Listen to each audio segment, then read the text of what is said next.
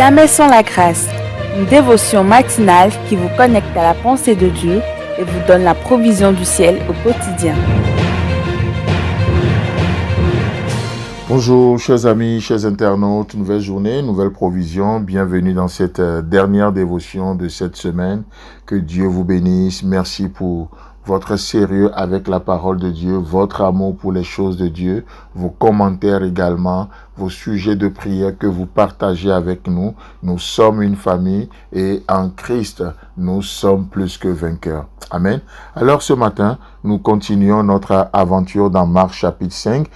Je rappelle, nous sommes en train de parler de l'histoire de cette femme qui a la perte de sang. Et elle avait tout dépensé. Mais malheureusement, la Bible nous dit que son cas va de mal en pire. C'est ce que nous voyons dans Marc chapitre 5, le verset 24 au verset 26. Mais la bonne nouvelle, c'est que le verset 27 nous dit que cette femme, parce qu'il y a des gens qui parlent, parce qu'il y a des gens qui prêchent, comme nous sommes en train de le faire ce matin, cette femme va apprendre une bonne nouvelle. Elle va entendre parler de Jésus. Vous savez, le vrai évangile, il est christocentrique, c'est-à-dire basé sur Jésus-Christ. Le vrai évangile élève la croix. Le vrai évangile élève la grâce de Dieu. Le vrai évangile a pour centre Jésus-Christ. Malheureusement, aujourd'hui, ce n'est plus l'évangile que nous prêchons. Malheureusement. Mais ayant entendu parler de Jésus, est-ce que cette femme va entendre parler de Jésus, aura la puissance, le pouvoir de créer la foi dans cette femme? Et cette femme va se lever. Elle va déclarer sa foi en disant au verset 28, si je puis seulement toucher ses vêtements, je serai guéri. Vous voyez? Donc, alors que cette femme, d'après les lois lévitiques, je nous rappelle brièvement le Lévitique chapitre 15, le verset 25 nous dit que d'après la situation de cette femme, elle est impure.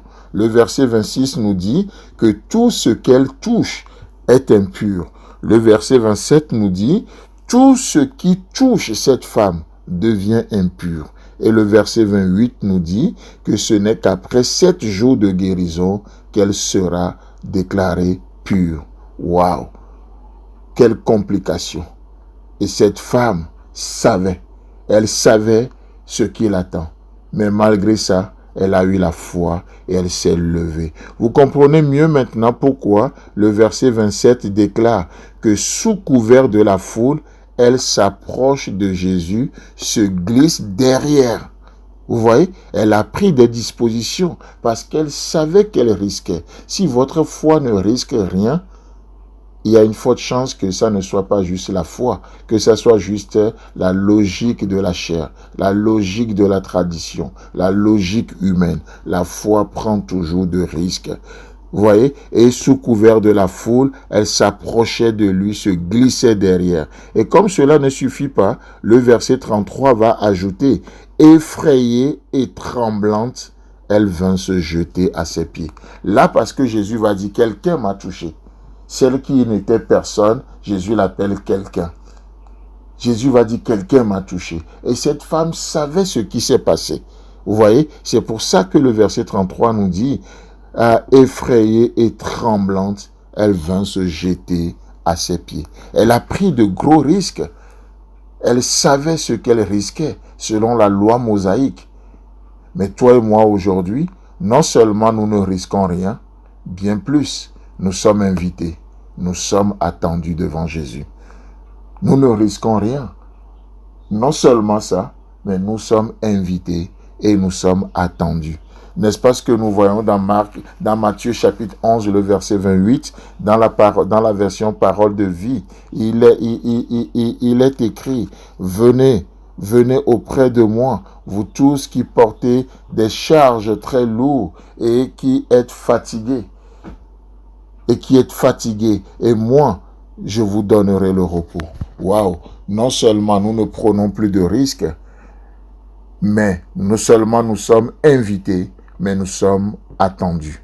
Christ nous attend. Dans la version parole vivante, ce verset de Matthieu chapitre 11, le verset 28, il est écrit, « Venez à moi, vous tous qui êtes fatigués et accablés, vous qui êtes déprimés, parce que vous ployez sous un fardeau trop lourd, je vous donnerai du repos. » Alléluia, je vous donnerai du repos. Amis auditeurs, auditrices, ce matin, approchons-nous donc